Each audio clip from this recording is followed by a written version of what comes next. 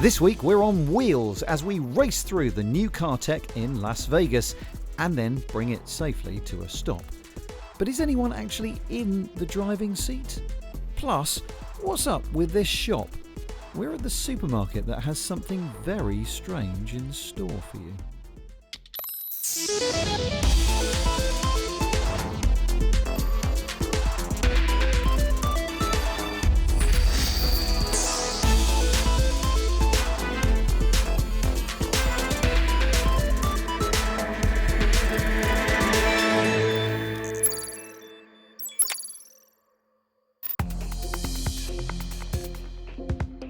Hey, welcome back to the Consumer Electronics Show in Las Vegas. We have cars for you this week, lots of them. One of the biggest draws at this show in recent years has been the motor hall. So, Lara, are you ready to get your driving shoes on? I'm revved up and ready. Okay, on your marks, set, go. Every year, CES is full of concept cars, often outlandish ideas as to how we're going to be travelling on roads in future. Maybe that'll be having a chat to your vehicle. Do you like it? Yes, sounds good. Or turning the back into a really impractical and uncomfortable living room. This year, though, there was at least one idea with a somewhat more convincing purpose. What I'm filming here is a concept that hopes to be able to create uncrashable cars. Now, I'm getting in this vehicle, which is embedded with LiDAR sensors, which should stop it from hitting the, luckily, pretend child at the end of this track. Beside me is a Tesla, which is already fitted with a system that's in most new cars, which uses cameras and radars to hopefully prevent it from hitting something if an accident's likely to happen. But what are its limitations? It feels horrible, you so just want it to stop as it gets really close. And it has quite a jolt, obviously, but we haven't hit the child. Whereas the Tesla,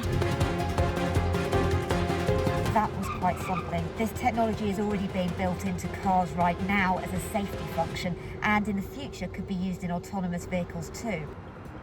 This Tesla and other cars with current collision avoidance systems have their limits as to what they can prevent. Accidents still happen, but LiDAR has the potential to raise the bar, even in low light. There's a general assumption right now that automatic emergency braking or collision avoidance systems are a solved problem on cars. But the reality is actually quite the opposite. People still get into car accidents all the time. And this is despite, now the substantial majority of new vehicles being produced with assisted driving capabilities. The reality is that you would think it would be easy to build a system that'll just prevent you from hitting the thing right in front of you. But that's simply not the case with these existing camera and radar systems. Luminar's laser sensing technology measures how far away objects are, perception software interpreting that data, feeding what it finds into the control software that tells the car how and where to stop. And because it's using LiDAR, should also work just as well in low light. You take a look at most of the autonomous vehicle companies that have been out there, they have generally been stuck in sort of this R&D mode. You have these giant roof racks full of sensing systems and a supercomputer in the trunk that's there to run the thing, where the objective is to try and replace the driver altogether and, just take a passenger from point A to point B in a ride-hailing, robo-taxi-like environment. But the thing is that what we're doing is not about that. It's about actually making the drivers better, giving them almost superhuman capabilities to be able to actually save lives and to have something that has an opportunity to do this today as opposed to decades from now. And another thing many drivers might like right now is an electric car with better range. Well, Mercedes unveiled the Vision EQXX, a concept car capable of up to 648 miles on a single charge. That could take you from Berlin to Paris. It says that it's made possible due to a higher density battery, lower weight, 117 solar panels in the roof, and better aerodynamics. Took a bit of work then. Of course, it will be up to others to certify the range estimate independently, and those extra miles mean there are some compromises, with a top speed of only around 87 miles per hour. Not that you should be driving any faster anyway. This particular model won't be going on sale, but Mercedes say that many of the features are going to be added to their future EVs from 2024 or 2025. Meanwhile, here's something that caught its fair share of attention. This BMW changes colour. It's a colour-changing car, and to do so, it uses e-ink, the same as an e-reader. What we have here is the world's first real color-changing car. The technology e-ink is amazing. We know it from the e-readers, from the Kindles. It's very low energy, it's sunlight readable, and it's just color change. There's no light, there's no LEDs, there's no backlight, there's no OLEDs, it's just color change. So you just need a little bit of energy to change color and absolutely no energy to hold it. So it's bistable, and as an engineer, that's a wonderful property to have. The driver can manually choose to change colour, or you can do it via the sensors that are embedded in the vehicle. So you could have a temperature sensor that when it's hot, the car will be white, and when it's cold, it'll be black. Or you could have a light sensor so it changes colour at night time. Why would anyone want a colour-changing car? It's a really good question, and aside from the obvious cosmetic aspects and the coolness aspects, which is the first thing that people kind of comment on when they come in, we see self-expression as something important. You know, it's like you choose your clothes, you choose your car. The ability to show yourself with your vehicle is a nice feature. But in addition to that, we can show useful information. So in Europe, car sharing is very big, and there are a lot of car sharing cars on the street, and to see if a car's free or if it's charged, you have to whip out your phone, take down your mask, put your face recognition on, get the right app. There's just a bunch of steps to take. We think it's beneficial if you just look at the car and you know it's free, or you just look at the car and you know it's charged, or have all kinds of useful information on the side of the car. So there could be an actual purpose, apart from driving around wrapped in a copy of War and Peace. And finally, here's a car that wants to use its power to post on social media. This is the Indy 1, and it's very keen to show off its supercomputer. It's capable of high-quality mobile gaming and even has VR connectivity. Not that that's much use to the driver whilst driving. Its power also means it could be very productive for work on the go. This car isn't just about the supercomputer though, it's also covered in cameras. On the outside there's one at the front and back, internally there are 3 as well. And if you're so inclined, you could post your journey on social media. Yes, if getting from A to B is an interruption to your constant posting, or the thing you actually want to share is your journey, then this car has the solution. From the social media side, it's interesting now because so much of our life is shaped by instant media, whether it's news or social related. And with our product, when you talk to influencers, of course, they get really excited because for the first time they can, real time at any time in their day or movements through the city in their vehicle, they can basically treat their vehicle as an extension of their mobile phone or their home PC. But also the idea of archiving, that type of information. And for those of us, thinking about using the same type of hardware for our families, being able to document, those moments in the car with the kids when they're learning to sing their first songs, or the family sing-alongs, or even discussions with the teenagers in the car. I'm sure they'd love that. But for looking at a baby in the back, well, this camera probably does beat the usual mirror. So whilst every feature on every car clearly won't be for everyone, at least there are plenty of new ideas out there to make our roads safer and smoother, and to get us noticed if we want to be. Meanwhile, in a galaxy not too far away, I'm waiting for another ride with a difference. Don't tell me, a self-driving taxi ordered by an app? Actually, no, not quite, not this time. This is not an autonomous car. It's being driven remotely by Bill Reeves from the comfort of the headquarters of Halo in Las Vegas. Bill's setup is almost indistinguishable from a video game. He's using standard game controllers and a fancy monitor. But the view he sees is not computer generated. The car he's driving is actually real, and the passenger he's tasked with picking up is actually me. The next surprise is that I'm not being driven. I am driving myself now. And the pitch is that while we wait for a world full of autonomous cars which are driving around picking people up, taking them where they want to go, and then dropping them off and going off and doing other jobs. Remote control cars can do some of that work. And that means that some people may not need to own a car. Okay, I'm here. The Halo headquarters are less plush offices and more a rented house on a quiet street, very much like the startup pads you find all over Silicon Valley, where companies live and work together. Now, remote control cars are not legal everywhere, obviously, but Nevada is one of the states that famously allow testing of this kind of technology, which means Bill is one of a very few people who've driven a car without being in the driving seat. What does it feel like driving the car that you're not in? It's a very interesting experience. You're missing the road feel. You lose some of the tactile environment sitting here, not in the car. But the camera system is actually better than if you're sitting in the car. So where we place the cameras actually gives you, if you're pulling up to an intersection, so we can see around corners actually better with this console than we can sitting in the car ourselves. And you've pulled up to those intersections where you're like, leaning forward, trying to look around the corner. We can see those. Everything's right there, so I don't have to twist my head or move. So everything happens very quickly because your eye movement is much faster than your head movement. Do you feel the added pressure and responsibility of you're not in the car, so if you put it in a ditch, you're not going to get hurt, but at the same time, does that make you feel more removed from the situation and also more responsible for what happens? I think that more responsible is what I feel, because you really want to make sure you're the best of the best, right? You want to be the guy that makes all the right decisions and makes all the right turns, because you're representing the company in this fashion. Now, as I said, the vision here is to persuade some people that they don't need to own a car. They can just call one when they need it. When you buy a car, it's just parked 96% of the time.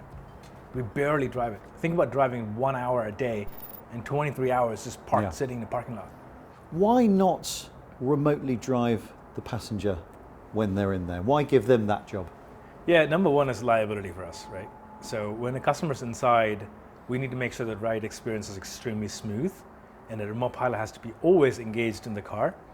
Now that remote pilot, if we take them out and let the customer drive, that remote pilot can now transition to a different vehicle to move the car. So one remote pilot can now manage multiple cars in the fleet. So there's a big clue on the bonnet as to what network you might be using to connect Bill to the car. Do you need 5G? Do you need that kind of low latency and high speed connection? And having 5G gives us the latency that we require to make a smooth experience. But to be honest, 5G is not deployed all over the world yet. So we make sure our cars work on LTE. Now I've used 4G. It's not always reliable. It's not always fast enough to stream video, let alone control a car. It doesn't sound safe enough to drive a car over any mobile network. Absolutely. One of the secret sauces that we've engineered and patented product that we've built. Love a secret sauce. Love a secret sauce. We all do. Yeah. Right? Is the ability for us to switch into multiple networks and carriers. So we piggyback off multiple networks to make sure every single packet or data packet that comes from all the cameras that we have in the car gets to the destination. Halo will initially target urban areas with very good mobile coverage, but if the signal does drop out, Anand tells me the car is programmed to come to a stop, diagnose the problem, and call someone out if necessary. And as if to prove how well the car can perform, last Friday Bill got to take the Halo car for a more extreme lap or two, as it became the pace car at a pretty unusual race. It is really a cool experience to go around the racetrack. You're kind of by yourself, so some of the obstacles that we run into and we're worried about in the urban environment are not on the track. We just have to worry about hitting the wall. So it's going to be like a video game. You've got the video game controller. If you put it into the wall, nobody gets hurt, but you don't get a second life. You don't get a new car. No, well, I have to fix the car. So I definitely don't want to hit the wall. A unique pace car for a unique event at the Las Vegas Motor Speedway, where we'll join Richard Taylor in the pit lane in a couple of minutes. Hello, hope you're okay today and welcome to the Week in Tech. It was the week over 80 groups signed an open letter to YouTube asking it to improve its response to disinformation. The co-founder of now Meta-owned WhatsApp is taking over as the new CEO of rival messaging app Signal. And France has birthed a unicorn in the form of Backmarket. The company, which sells refurbished devices, was valued at 5.1 billion euros. Staying with the fixing theme, in a bold move championing the right to repair movement, Microsoft has made its own teardown and repair video for its Surface Laptop SE. Normally, videos like this are made by third-party sites like iFixit. Gentle reminder though, be mindful if you do decide to go down the DIY route and seek advice if you don't feel competent. 2 Los Angeles police officers were fired for pursuing a Snorlax in Pokemon Go. Court documents show the in-car camera recorded them playing the augmented reality mobile game instead of responding to a call, though that particular Pokemon is relatively rare. And finally, plucky Mars rover Perseverance ate rather a bit too much over the holidays. NASA JPL said the vehicle gathered a few too many rocks during routine core sample collection. Here's its selfie of those pesky pebbles caught up in the Martian machinery. They're trying to fix it as we speak. Let's hope Perseverance lives up to its name.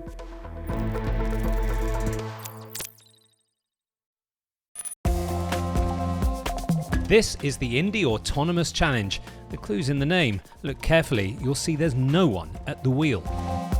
Instead, these sensor-rich hot rods are essentially entirely pre-programmed supercomputers. Each is differentiated only by software custom designed by 9 engineering student teams. This is the $1 million beast that has been given to each of the teams competing, and of course it's chock full with a ton of different technologies. 3 LiDAR, 3 radar, 6 cameras, GPS, and bleeding edge processing. Today the teams are making 11th hour tweaks to their algorithms ahead of the final showdown later in the week.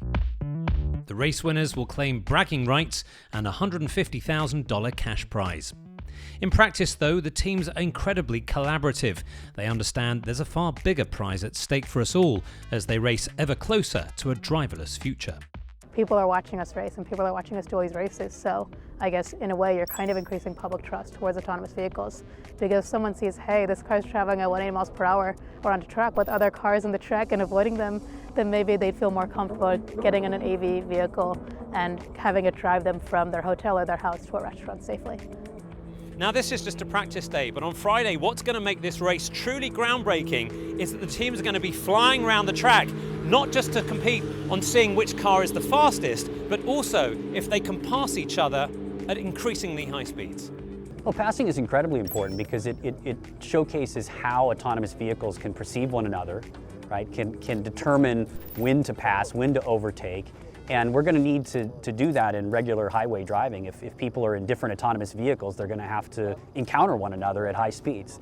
And it's never been tested out. No one's ever done high-speed passing of autonomous vehicles ever in the world. So this is going to be a real first.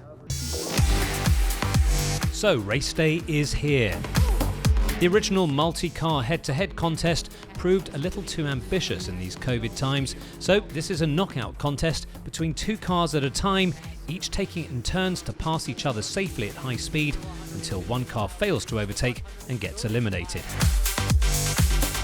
And all does not quite go according to plan. Ouch, that's going to be a pricey fix. Organisers say crashes like this are par for the course as the tech matures. But won't they also dent consumer confidence? I don't think so. The main advantage of it is try to develop technology. Okay, if you're able to prototype something running at 300 kilometers per hour, then when you're running at the urban speed, 30 kilometers per hour, you have a safety margin that allows you to more safely adopt this kind of algorithms. Finally, after 2+ years in the making, it culminates in a few crucial minutes on the track, and a winner is declared. So, what to do with the prize money? We spend a lot of money to do this. It's very intensive. I had a big research team with PhD students, so we invest a lot of money, and so it's for research. There's a sense that this is an historic milestone, but also a recognition it's just a waypoint on a far longer journey that lies ahead. Eventually we'll get to the point where it's real head-to-head racing with multiple teams. So we're already taking off-the-shelf technology and making it better. And soon those technology is going to find its way into autonomous vehicles that you and I are going to be riding in the future. Now, having been to Vegas every year since the beginning of time, I thought I'd seen everything here, but it turns out there's something new this year. Now, you know Area 51 is near here, and it's kind of weird. Yeah. Well, there is now Area 15, which is also all kinds of strange, and we sent Chris Fox to check it out.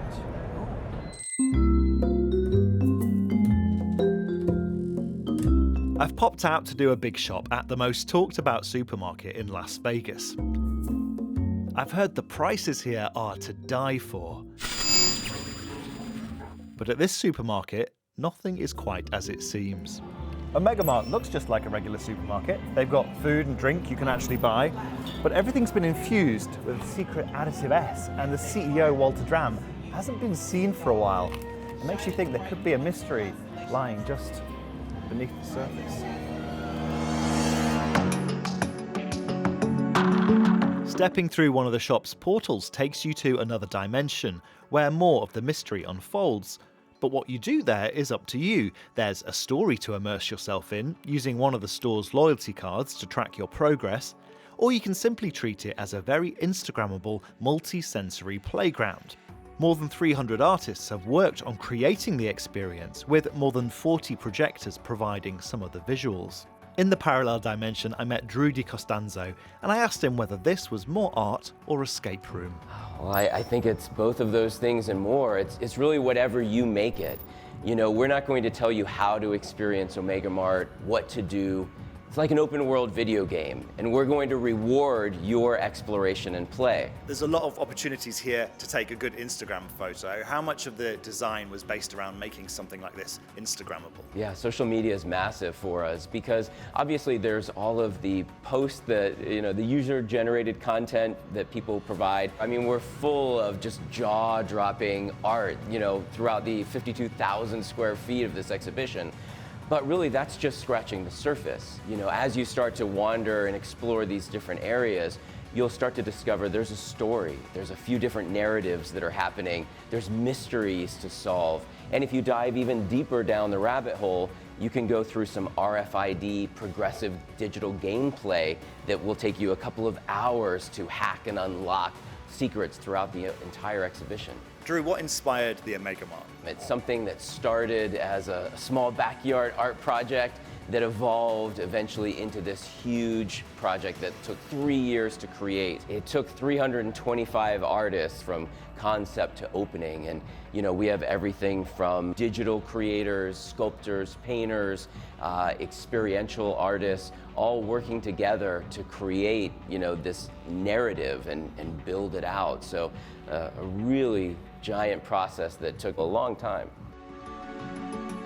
While the traditional high street has struggled in the internet age, the Omega Mart is thriving, and the company is already planning an expansion to this immersive experience and opening some others. So the next time you're out shopping, do be on the lookout for any suspicious-looking wormholes to another dimension. That was Chris. That looked right up your street. Absolutely. It's so weird and wonderful and brilliant. Give me a weird supermarket and I'm all over it. Do you want to come? Sure. All right, we'll go. That's it from us, from Las Vegas for this week. As ever, you can keep up with the team on social media. Find us on YouTube, Instagram, Facebook and Twitter at BBC Clip. Thanks for watching. We'll see you soon. Bye-bye.